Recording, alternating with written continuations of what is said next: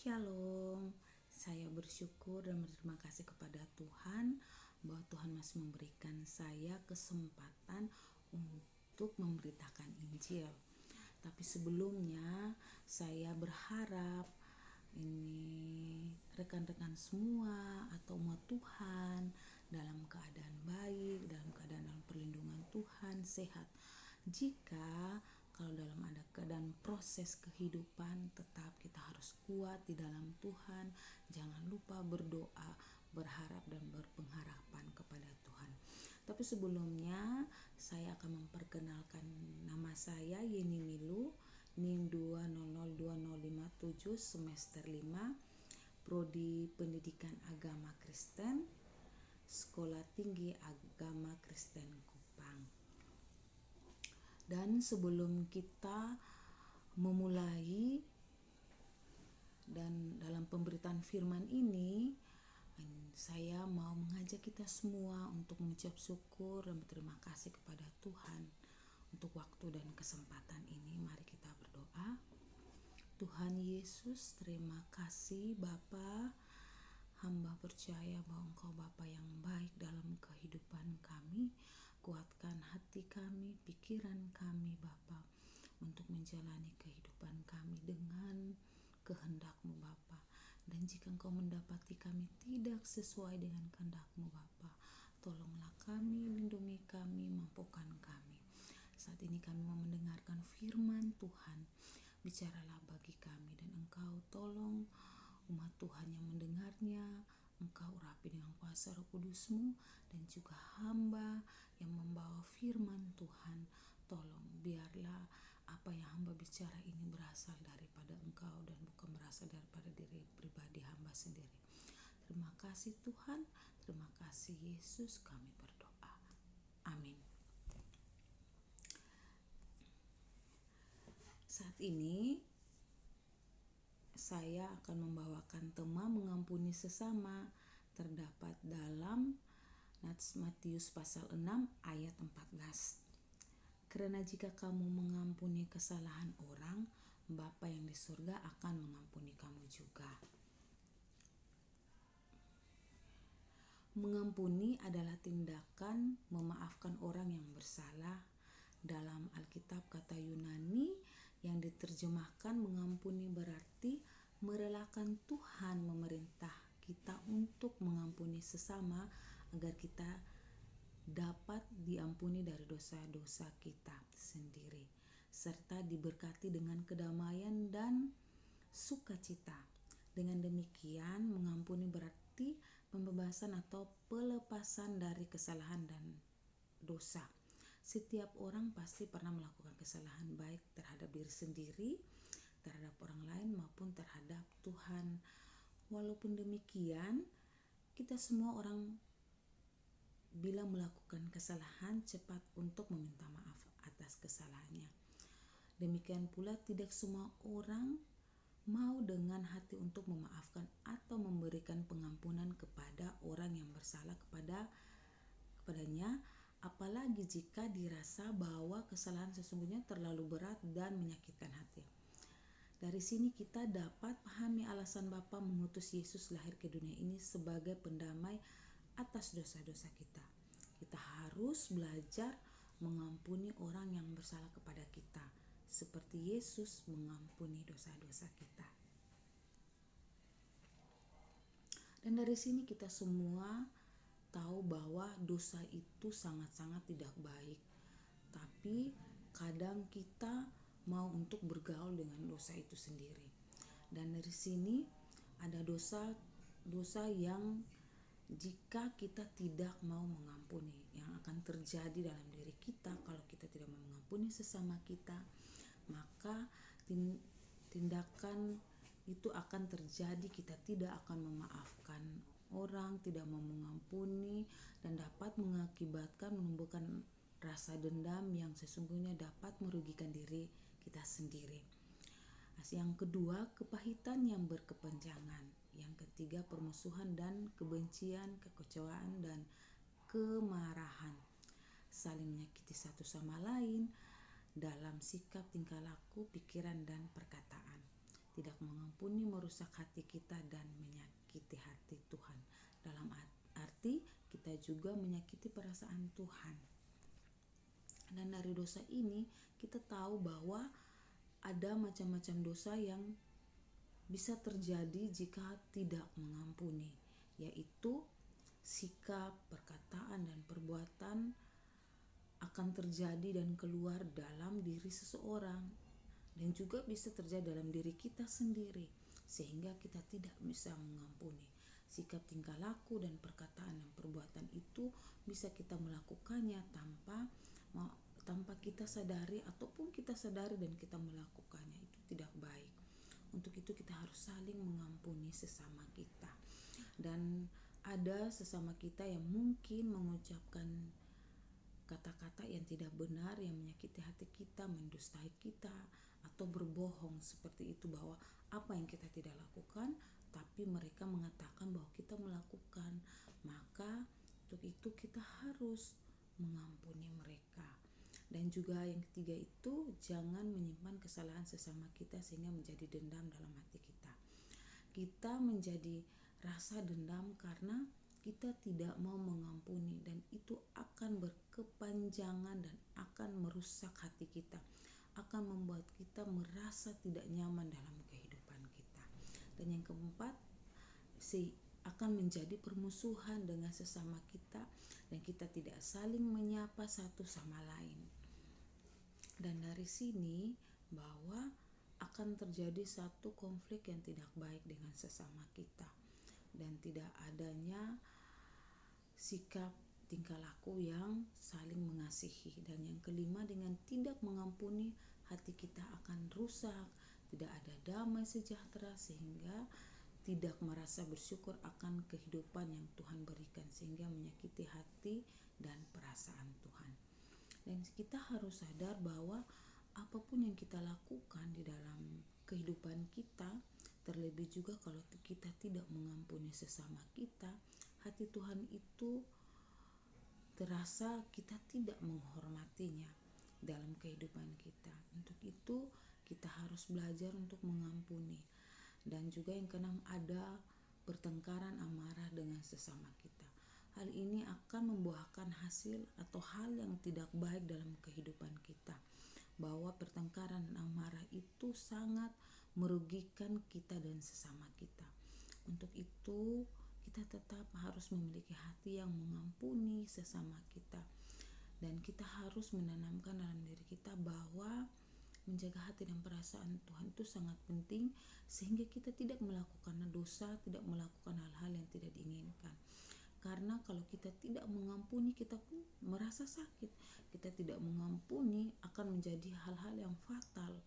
Kita tidak mengampuni sesama kita, kita juga merasa luka, kita bisa sakit. Untuk itu tetap, kalau kita mengalami hal ini, cepat kita sadar, kita berdoa kepada Tuhan bahwa hal ini yang kita lakukan ini adalah salah.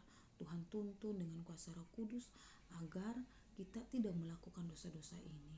Karena dalam kehidupan kita harus menjalaninya dengan rasa syukur dalam kehidupan kita, sehingga kita jangan terbeban akan hidup ini, dan jangan mengizinkan untuk dosa menjadi bagian hidup kita. Dan dari sini juga yang tadi saya sampaikan dalam firman yang ada ini, bahwa jika kita tidak melakukan hak untuk mengampuni kepada sesama kita, dan kita bisa merasa sakit, kita bisa merasa amarah yang luar biasa, dan hukuman yang akan kita terima yang pertama adalah akibat dari dosa adalah kematian kekal, yaitu perpisahan dengan Allah selama-lamanya. Di mana kita lebih memilih dosa di dalam kehidupan kita, mempertahankan ego, mempertahankan dosa ini di dalam kehidupan kita, menjalar sampai kita tidak merasa bahwa hidup ini perlu bersyukur, hidup ini sangat berharga, hidup ini berarti. Dan jika kita mempertahankan itu, bahwa kita akan mendapatkan hukuman. Di sini bahwa akibat dari dosa adalah kematian kekal, itu perpisahan dengan Allah selama-lamanya. Dan ini sangat mengerikan, bahwa perpisahan dengan Allah selama-lamanya ini, kita tidak mendapatkan hidup yang kekal, hidup yang indah di hadapan Tuhan. kita tidak hidup di dalam Tuhan. Dan dari sini kita harus benar-benar mengerti bahwa kehidupan kita ini ada di dalam tangan Tuhan. Jangan membawa kehidupan kita ini kekal di dalam kematian yang tidak benar, yang membuat kita mati selama-lamanya dan terpisah dengan Allah. Yang kedua, tetapi jikalau kamu tidak mengampuni orang, Bapamu juga tidak akan mengampuni. Ini juga dalam Matius pasal 6 ayat 15, bahwa jika kita tidak mengampuni sesama kita, maka sangat ngeri bahwa Bapa juga tidak akan mengampuni kita. Bayangkan kalau Bapa tidak mengampuni kita, bagaimana hidup kita? Bagaimana apakah kita bisa hidup di dalam kekekalan dalam hal di surga, ataupun kita mendapatkan kehidupan yang dalam kesucian di dalam Yesus Kristus di dalam surga. Untuk itu, jika saya bacakan kembali, jikalau kamu tidak mengampuni orang, Bapa juga tidak akan mengampuni. Jadi saat ini mari semua umat Tuhan, kita datang kepada Tuhan walaupun sangat sulit sekali, karena ini hukuman yang sangat-sangat ngeri bagi saya, bahwa Bapa tidak akan mengampuni kita. Berarti kita tidak layak di hadapan Tuhan, kita tidak layak di surganya Tuhan, kita tidak berarti. Untuk itu mari saya jemput kita semua bahwa apapun masalah kita, mari kita datang dan berdoa kepada Tuhan dengan sungguh-sungguh untuk minta belas kasih Tuhan, untuk merawat hati kita, untuk bisa mengampuni orang yang bersalah kepada kita, sehingga Bapa juga bisa mengampuni kita. Dan dari sini kasih Allah dalam pertama Yohanes pasal 1 ayat 9, jika kita tidak mengaku dosa kita, maka Ia adalah setia dan adil sehingga Ia akan mengampuni segala dosa kita dan menyucikan kita dari segala kejahatan. Yang kedua, Markus pasal 11 ayat 25, dan jika kamu berdiri untuk berdoa, ampunilah dahulu sekiranya ada barang sesuatu dalam hatimu terhadap seseorang, supaya juga Bapamu yang di surga mengampuni kesalahan-kesalahanmu.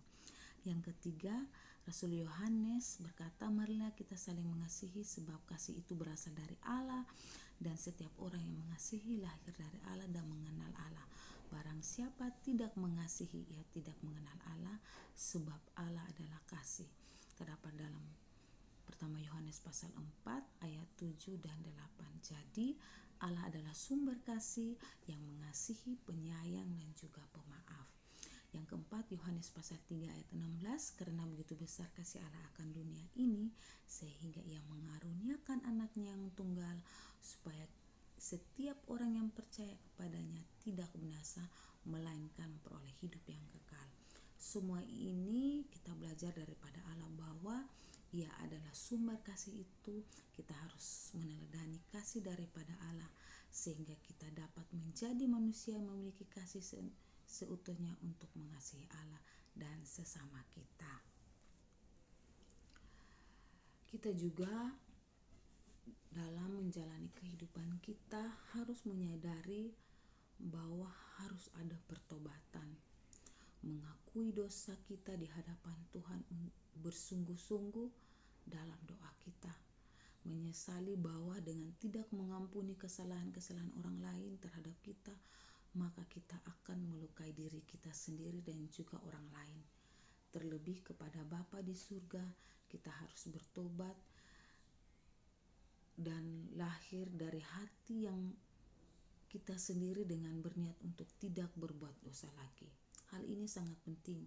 Kalau kita sudah bertobat, maka kita tidak mengingat lagi akan hal-hal yang kita lakukan lagi, ataupun orang lain berbuat kepada kita, sehingga pertobatan itu benar-benar ada dalam diri kita.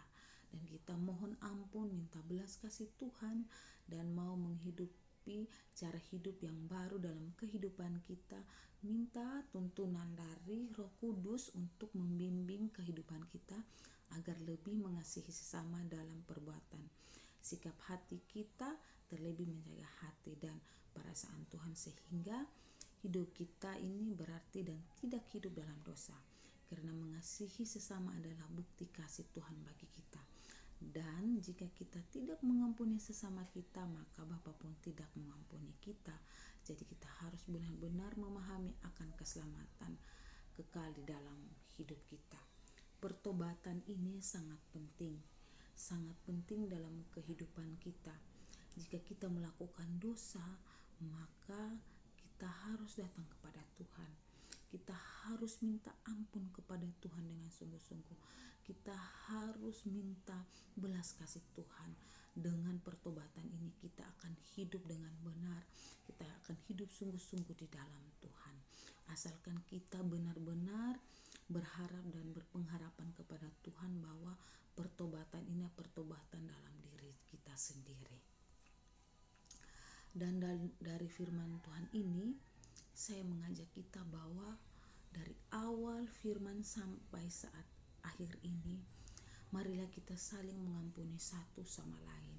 Kita dalam proses kehidupan, jika dilanda oleh keadaan masalah dan tersakiti, maka yang kita lakukan adalah kita harus menjaga hati, pikiran, dan perasaan kita, dan terlebih memandang kepada Tuhan, pembawa segala pergumulan kita, bicara dalam doa, karena Allah penuh kasih mengampuni kita yang berdosa. Asalkan kita mau sungguh-sungguh memberi diri kepada Tuhan untuk menolong kita melewati pergumulan hidup kita, menghadirkan Tuhan di setiap waktu hidup kita, sehingga kasih-Nya melengkapi kita dan kita dapat merasakan bagaimana seharusnya memiliki hati yang mengampuni sesama kita. Dalam Efesus pasal 4 ayat 31-32, segala kepahitan, kegeraman, kemarahan, pertikaian, dan fitnah hendaklah dibuang dari antara kamu. Demikian pula segala kejahatan, tetapi hendaklah kamu ramah seseorang terhadap yang lain, penuh kasih mesra dan saling mengampuni, sebagaimana Allah di dalam Kristus telah mengampuni kamu. Di sini firman Tuhan jelas bahwa kepahitan dan kegeraman, kemarahan, pertikaian, dan fitnah itu akan membuat kita hidup tidak baik. Itu adalah kejahatan terhadap sesama dan diri kita sendiri. Maka dari itu mintalah Roh Kudus setiap dalam doa kita. Minta tuntunan kasih Roh Kudus agar kita tidak melenceng dalam kehidupan kita. Selalu lahir baru dalam diri kita bahwa kasih Kristus ada dalam diri kita. Ada pengampunan yang lahir dari diri kita untuk mengampuni sesama kita. Dan dari situ kita juga harus belajar untuk membereskan diri kita terlebih dahulu sehingga apapun yang datang, apapun yang membuat goyah kita tetap kuat karena kita sudah kuat di dalam Tuhan. Dan kita harus membaca firman Tuhan, selalu berdoa sehingga rasa mengampuni dari dalam diri kita itu sempurna dan benar-benar berasal daripada Tuhan sendiri.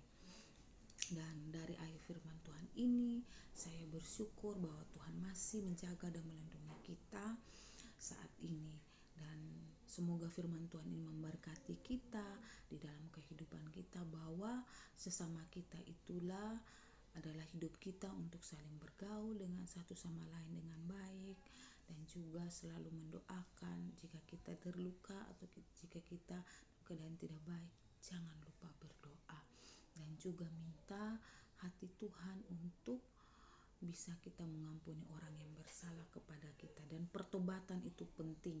Kita harus melakukan pertobatan dengan benar, dengan sungguh-sungguh sehingga hidup kita ini berarti dan kita hidup di dalam kasih Kristus, di dalam kekekalan akan Yesus Kristus. Demikian firman Tuhan. Dan sebelum kita mengakhiri firman Tuhan ini, kita berdoa. Terima kasih Tuhan untuk firman ini Bapak, membelajarkan pribadi saya juga dan membelajarkan untuk sesama hamba yang mendengarkan firman Tuhan ini. Terima kasih Roh Kudus tetap pimpin hidup kami tiap-tiap pribadi Tuhan untuk menjalani kehidupan ini. Kami tahu Bapak keadaan sangat-sangat susah dan sulit menjalani hidup ini. Tapi kami tahu juga bahwa kami punya Tuhan yang hidup yang akan memerintah kehidupan kita. Berilah kami hati daripada Tuhan untuk mengampuni orang yang bersalah kepada kami, karena itulah ajaran yang Kau berikan bagi kami. Tolong Tuhan, kuatkan hati kami untuk saling mengasihi dan mengampuni sesama kami. Dalam nama Tuhan Yesus kami berdoa. Amin. Demikian firman Tuhan. Demikian juga semoga Tuhan memberkati kita. Terima kasih. Tuhan Yesus memberi kehidupan bagi kita. Shalom.